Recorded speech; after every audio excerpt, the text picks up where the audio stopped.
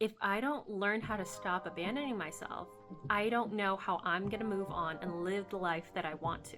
So, in this episode, I'm going to talk all about how to stop abandoning yourself and start showing up in your life for you.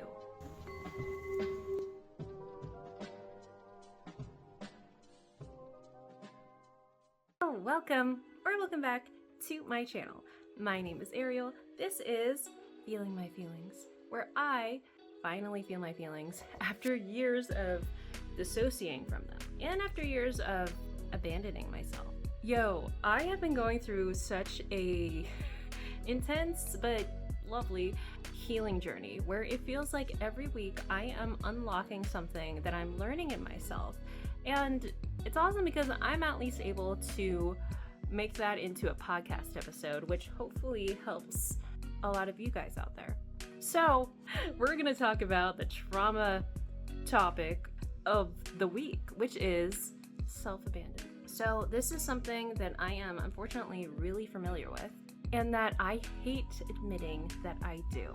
So, what does self-abandonment look like? I think for a lot of us, it's hard to recognize that we're doing this because we're really strong people. I know that I hate when someone tells me that I am a people pleaser or I'm a fixer, because I often feel like I'm the only person who knows how to keep their shit together around the people that I live with or that I'm friends with or my romantic relationships or sometimes at my workplace. It often feels like I am always the one having to swoop in and help because someone is not emotionally available enough, someone is not able to be organized enough, someone doesn't see the big picture.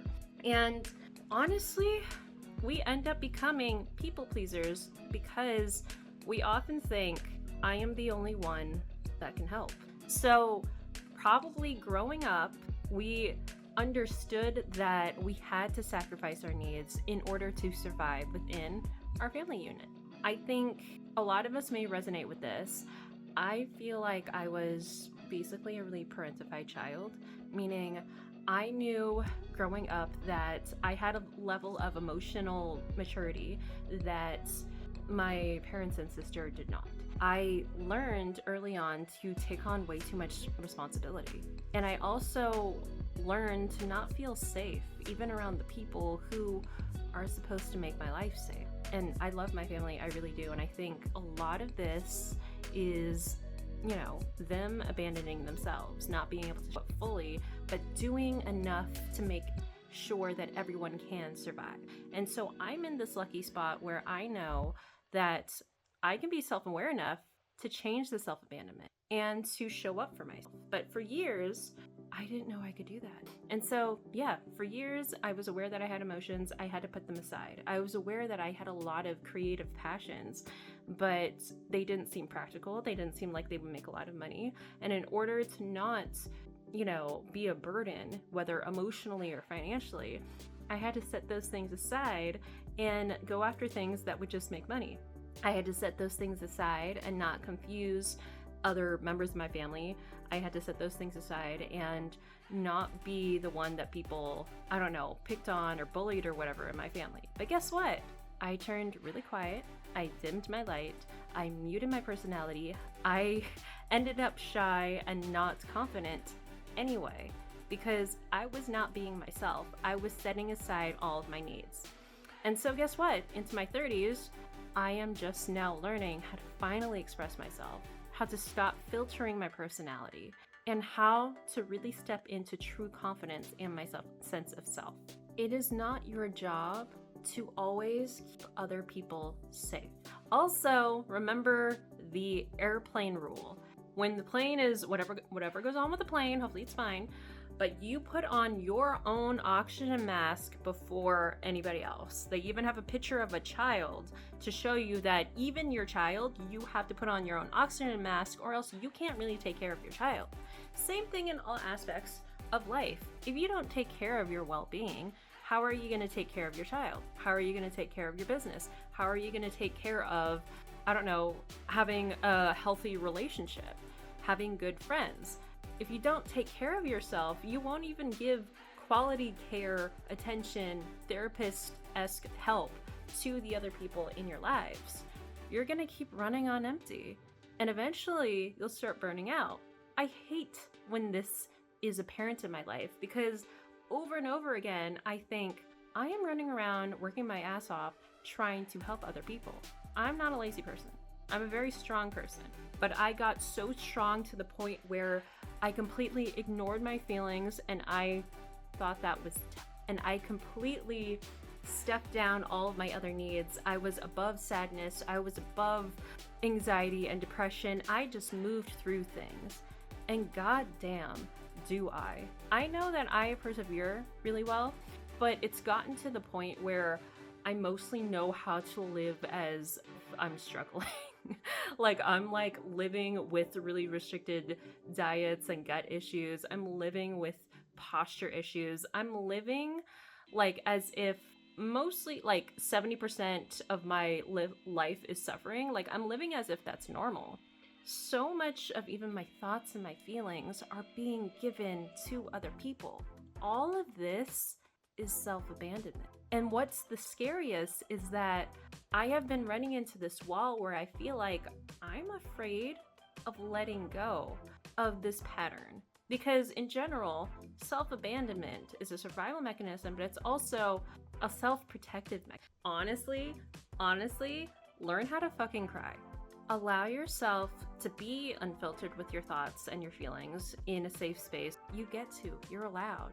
That is a huge step in showing up for yourself. That's probably the main core aspect of how to show up for yourself.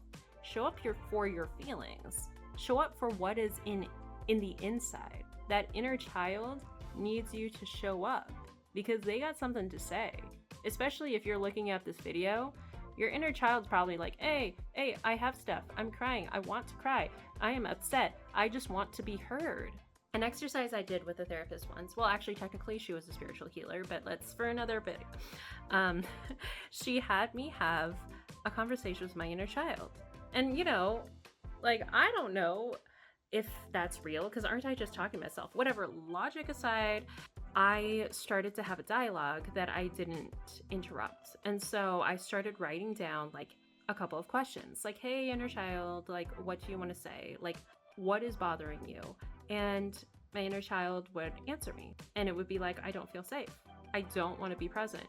I want to live in my own little world. And I kept having a dialogue with my inner child. And they were basically telling me, like, I just want to be creative, but you won't let me. Isn't that, like, don't you want to cry? Okay, anyway, but it'd be good to have a dialogue with your inner child. Another thing I did was I had a dialogue with my physical body. So because I have a lot of posture issues, I have some stomach shit, I have like a lot of physical manifestations of tension, trauma, repressed feelings, and this same person had me talk to my body, so which is I guess called somatic body healing. So I kind of talked to my shoulders and I was like, why aren't you at ease? And it's obviously, you know, answers like, because I'm holding, you're telling me to hold too much. I can't carry this much. So I know this feels stupid. I know this feels very vulnerable. I know this is just kind of like embarrassing, but what you're doing is you're allowing yourself to talk to yourself, because that person that you're talking to is valid. You. If you're able to talk to yourself, you're able to show up for you. You're able to more easily recognize your needs, and you're able to more easily draw boundaries, clear boundaries around what you really need versus what you shouldn't be doing, what you shouldn't be giving up for other people. If I set aside all my emotions, I will be closer to my parents. If I just pretend that I don't know, like if I do this thing, maybe my sibling will no longer fight with me. And it's really sad because in letting go, we really have to let go of the idea that other people will change for us. I think you have to have the ability to, I think it's very important to not only draw boundaries, but to recognize how much someone has abandoned themselves.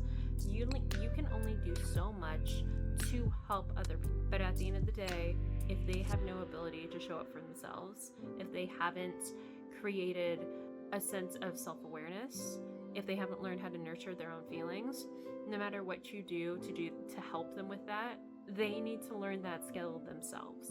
You're doing them a disservice for not learning how to get out of victim mindset and scarcity, and you're doing them a disservice by not letting them learn how to love them. You're doing people a disservice if you do things for them. You're also saying, if you do run around, I'm guilty of trying to help other people, you're kind of saying, well, I don't trust you to learn that yourself. You gotta give other people the opportunity to show up for themselves. I mean, let go of the idea that you're always stuck. Let go of the idea that it's not safe to show up for yourself. Let go of these bigger picture limiting beliefs that are keeping you stuck and unable to show up for you. That's what you need to let go of. Do you need to be perfectly showing up for yourself? Do you need to have perfect dialogues with your inner child? No one really does, unless, I don't know, they're like Gandhi or something. But what you can do is start to let go of the shame around what you've had to do to survive. Let go of the old habits. Slowly start to chip away at those old habits and just let yourself know that you can build new habits. Let go of the thought that you're not worthy of being present with. And if you're like me, let go of the idea that this is the only safe.